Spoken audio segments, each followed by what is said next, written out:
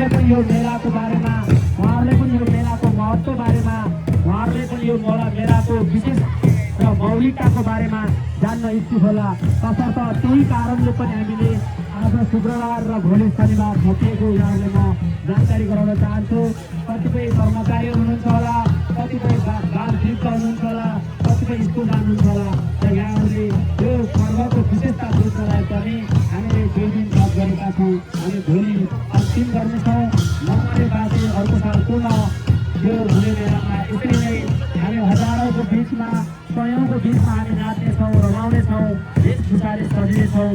तसर्थ यहाँहरू भोलि आएर